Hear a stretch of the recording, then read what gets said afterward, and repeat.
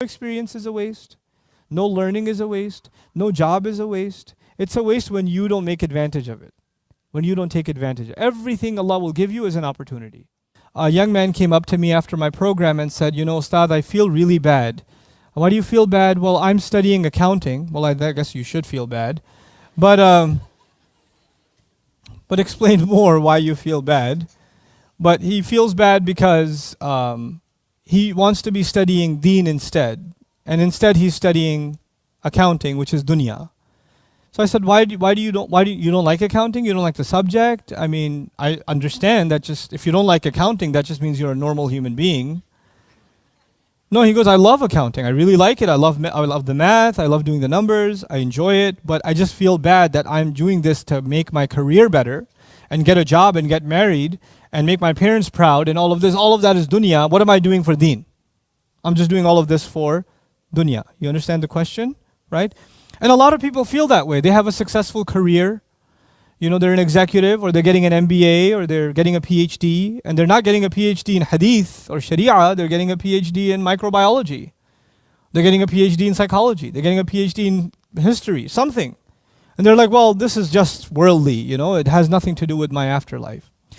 The way the Quran shatters this unfortunate concept, by the way, this concept is a new concept. This is not an old concept. This is a new development. It's a result of secularism. And the idea of secularism is to separate the worlds of morality and education from the rest of life.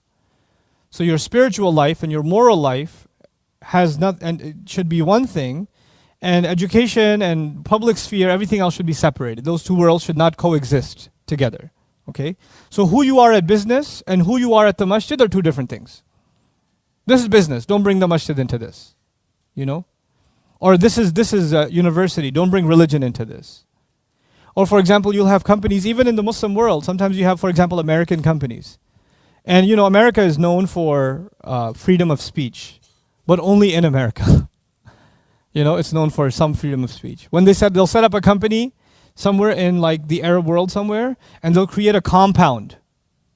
Inside the compound, you pretend you're in America. And inside that compound, you can't talk about your religion.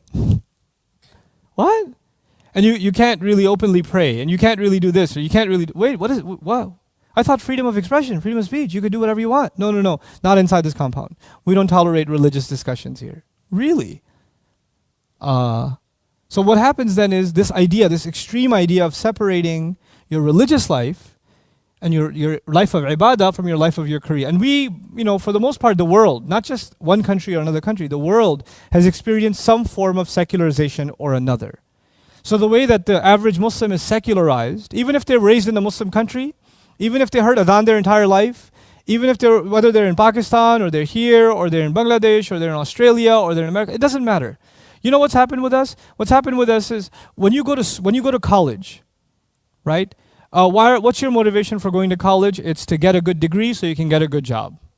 That's your motivation, which of course equals dunya, right?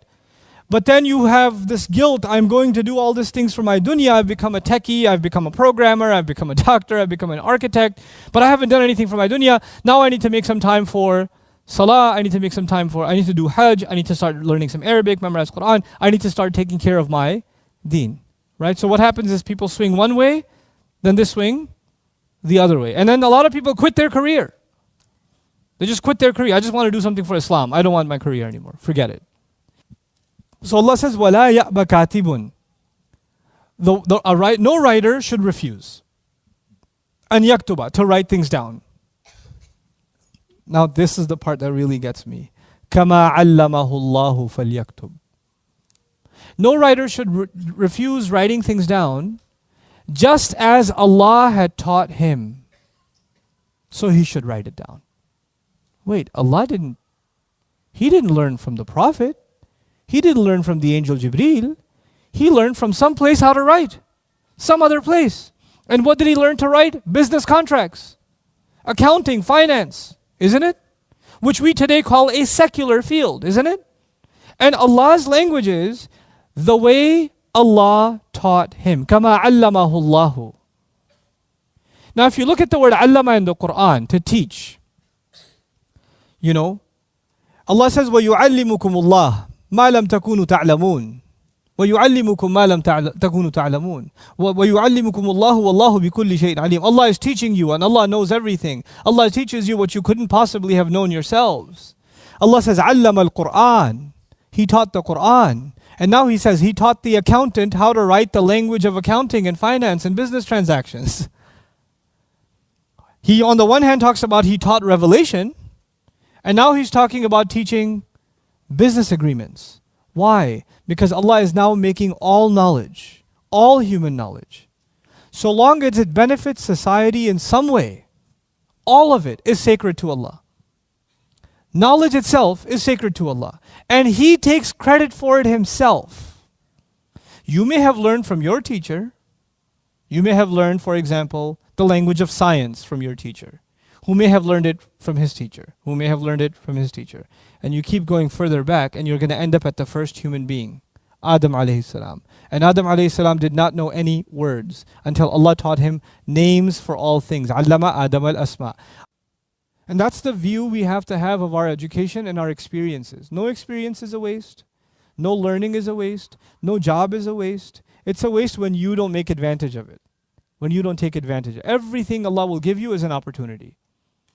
And you have to use that opportunity for something better, something good. So long as you're doing that, you're good.